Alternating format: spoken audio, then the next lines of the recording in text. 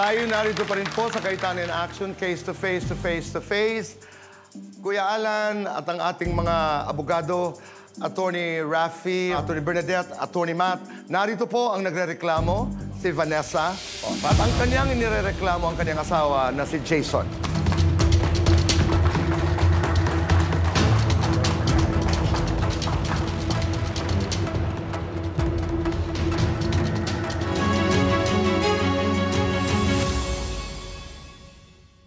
Saan kayo kinasal? Sa church, sa west, sa mayor? Sa mayor po. Usual, di ba, anong sinasabi na sa hirap at ginhawa, di ba, in health or in sickness, di ba? Tapos yung pinakadulo, till death shall we part. Buhay pa naman kayong dalawa, di ba?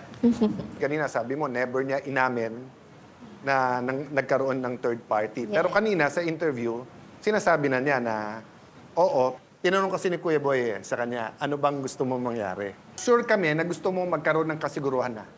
Gusto mo magkaroon ng stability. Kung kami, kung hindi, wala na. Opo. Yun klaro sa amin.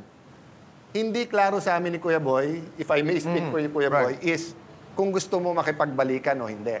Opo. Kasi sa bibig mo, parang wala na wala nang tiwala. Opo. Pero tingin ko sa action mo, nang hihinayang ka rin na may pamilya kayo, may 3 kang anak, at Ako po minsan kasi, nagtiwala opo, ka sa kanya. mahal ko pa rin po talaga siya. Pero ito po talaga kasi, mahirap na po talagang turuan. Ikaw ba?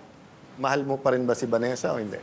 Mahal ko siya, kaso pagka binabalikan niya yung dati, parang nawawalan ako ng gana. Kasi kung bibigyan niya ako ng chance, bigyan niya ako ng chance. Ngayon, nasa kanya naman lahat ng favor eh. Kung gusto niyang magtrabaho, hanap siya ng trabaho, ako mag-stay sa bahay, siya naman. Pero kasi ngayon, ang hirap maghanap ng trabaho. Kailangan maghanap ka muna ng trabaho. Pag meron ng trabaho, saka ako mag-stay sa bahay. Pero intindi natin, Jason, na ang stay-at-home mom ay full-time. Ay, gusto niya po yun eh, na siya ang magtrabaho. Oo. Siya po ang may gusto. Gusto ko rin po yung hindi na lang iikot sa isang, opo, gusto ko rin, yes. Mga stay-at-home moms, minsan feeling na sobrang trapped na sila sa bahay, sa buhay, lalo na like wala silang sariling pera or ano. Opo. Na feeling na helpless na sila sa situation, Opo. na paulit-ulit yung routine. Pero konteksto kasi, Jason, kapag ka ang isang lalaki ay nagkaroon ng third party, kasama na sa tinanim natin yon. Talagang ang anihin natin ay sunod-sunod na pagdududa. Ang tiwala kasi, 100% or wala.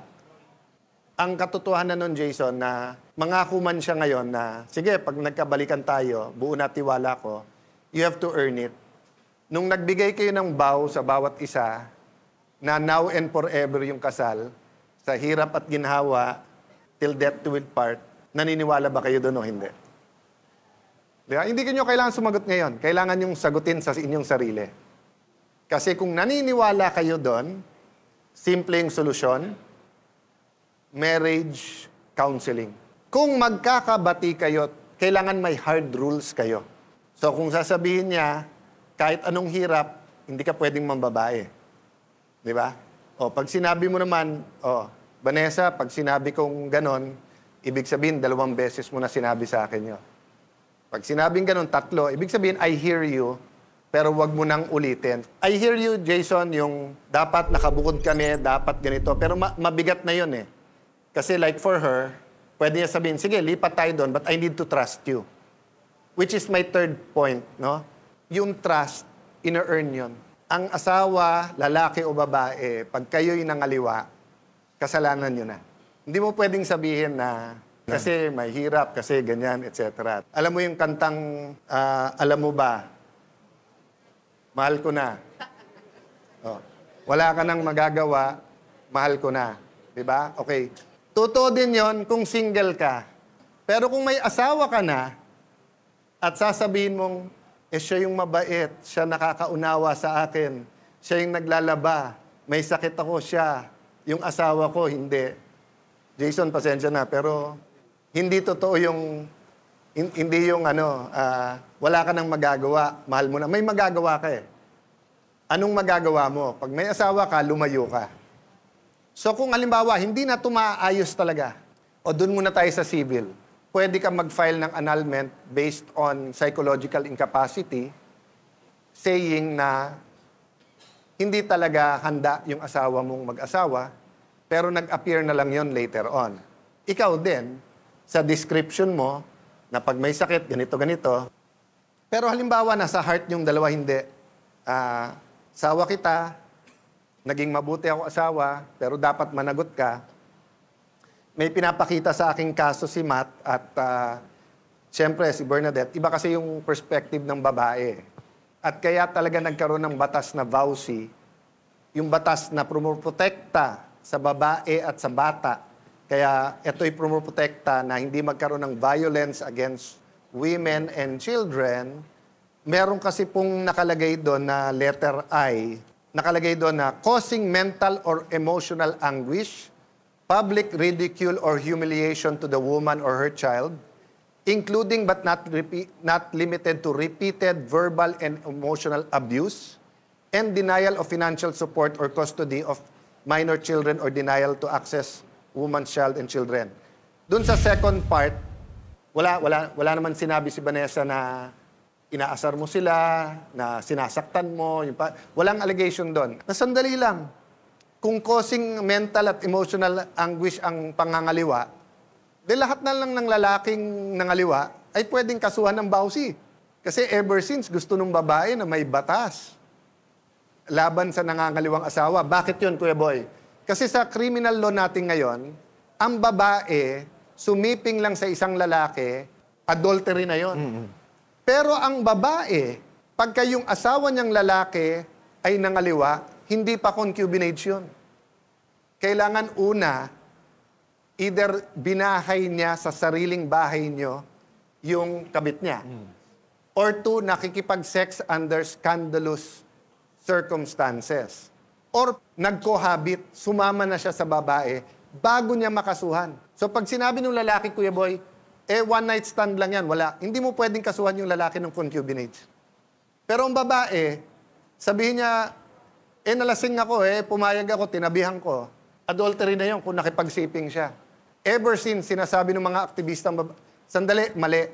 Ang sagot naman ng mga lawmakers nung araw, hindi kasi pagka yung babae kasi, tapos nabuntis, malalahian yung line ng pamilya, kasi nga, magkakaroon ng anak na hindi anak ng lalaki. Warning sa lahat ng kalalakihan ngayon na may asawa. Possible na kasuhan kayo ng VAUSI if yung pangangaliwa nyo causes anguish and mental sa babae. Presumed na yung intent, Oo. yung mere Presume. act. Alam mo na nangaliwa ka. Pareho naman kayong sabi, mahal nyo pang isa't isa. You have to think muna at tingin ko ikaw una, Jason. Kasi tingin ko klaro sa kanya na kailangan ng ama yung mga anak niya. Klaro din sa kanya na siya pinakasalan ko So, kailangan bigyan ko ng chance. Pero kung hindi ka ready mangligaw, kung sasabihin gusto ko pa, pero dapat ganito asawa ko, ganito, hindi mag-work, Jason. I really hope your marriage works. Una pa lang naman, humingi na ako ng chance. Itatry natin. Kaso alam ko na mahirap. Alam ko na mahirap yon. Hindi naman ako nagsawang magpaliwanag sa kanya. Umuwi ako doon, nagpapaliwanag pa rin ako nung nagpapaliwanag. Inamin ko sa kanya yun. Mali talaga. Siyempre, ako na hindi ko na rin alam kung gumahal pa ba ako ng asawa ko. Sinabi ko sa'yo, man, noon, alam mo yon na hindi kita lolokohin. Nakuha ko yung tiwala mo. Alam ko, naniniwala ako na alam mo yun. Ito lang ako sumablay. Kasi hindi ko alam Bigla ka nagbago. Ang laki ng pinagbago mo. Nasa sayo pa rin naman. Pero gusto ko pa rin naman maayos tayo. Gusto kong bumalik yung dati. Ang saya natin dati. Masaya tayo. Pag naalala ko ngayon dati, sobrang saya. Yung nakahiwalay tayo, yung may sarili tayong bahay, kahit na kubo. Naalala mo nung kahit na mahirap buhay, na masada ako, di ba? Oo. Kahit talong lang ulam natin, talbos lang ng saluhid dyan sa gilid, ang saya natin. Hindi ko alam bakit biglang dumating sa puntong ganito na. Naghihintay lang ako. At itatry ko din naman yung the best ko na, liligawan kita ulit. Itatry ko. Pero Jason, klaro lang. Pinagsisisihan mo pa sa harap ng iyong Opo. asawa ang iyong nagawang pangangaliwa. Opo, pinagsisisiyan ko. Ang mga babae, absolutist yan. Yeah. Gusto niyan, sigurado. Ayaw niya yung parang, sige, mangliligaw ka, pero konting hirap, ayaw mo na. Kaya alam yung marriage counseling naman, kasi sa probinsya nga sila based, pwedeng psychologist, psychiatrist, pwedeng pare, pwedeng pastor. O yung mga taga-couples for Christ. Right. O yung pinagdaanan lang yung dinaanan nyo. Oo, yung papagitna baga na pareho ninyong iginagalang. Vanessa, palagay ko kailangan marinig namin ikaw. Ano ngayon ang nais mong sabihin? Meron pa rin gumugulo sa isip ko. Gusto ko pa rin po talagang maliwanagan about dun sa kanya at saka dun sa babae. Lalo na nung isang araw na nalaman ko nga about dun sa baby. Maski sabihin naman ni Jason na hindi ka lubos na maniniwala, di ba? May mga bagay na kailangan mo i-let go. Nung bago ko po kasi yan pinakasalan, never po yung nanigarilyo, hindi po yan umiinom na nakilala ko yan. Kaya nga po, minahal ko siya eh. Talagang pinagmamalaki ko po yan sa pamilya ko. Pero neto po, umiba na po siya. Tsaka siya na rin po nagsabi sa akin na patay na ang dating Jason, sabi niya. Pag napatunayan na kanyang anak, that's a deal breaker. Yes, ayoko na po. It really takes a lot of courage and strength para magpatawad.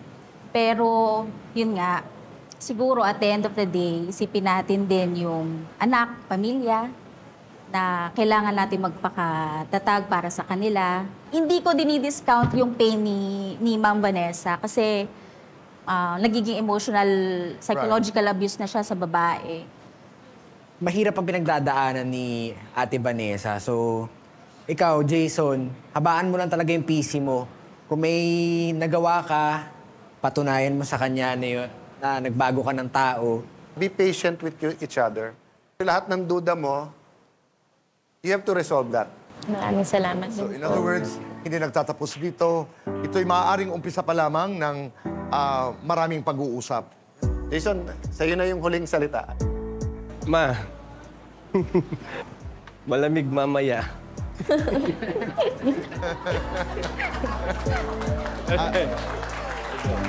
Okay, bago tayo maging rated R, babalik ang CAA with DA.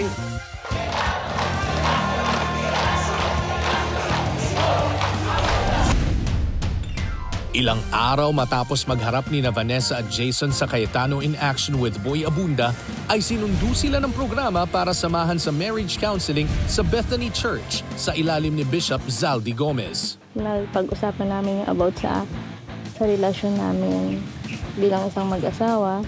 So meron naman kaming natutunan at may mga naayos din at naliwanagan. Malaking tulong yun, yung kay Bishop. Ang laking tulong kasi na naipaliwanag niya sa amin lahat. Pati yung gusto kong ipaliwanag sa asawa ko, nasabi niya lahat. Maganda yung naging resulta nung pinagpunta namin doon. We are building again. Medyo natapa tayo, tinatayo natin ang bahay. Yun ang nagsimula kami doon. And then after 2 months, kita tayo ulit. Bukod sa counseling, nagkaroon din ng pagkakataon ng mag-asawa na makabanding ang kanilang mga anak at mamili ng mga pangunahing pangangailangan para sa kanilang tahanan. Nag-enjoy naman po yung mga kids. At least meron na rin time kami sa isa kanina. Kaya yun, masaya na rin. Kapag grocery din po kami, nakakailangan ng mga anak namin. Maraming salamat po kay Kuya Alan, tapos kay Kuya Boy. Malaking tulong yung programa ninyo. Maraming salamat.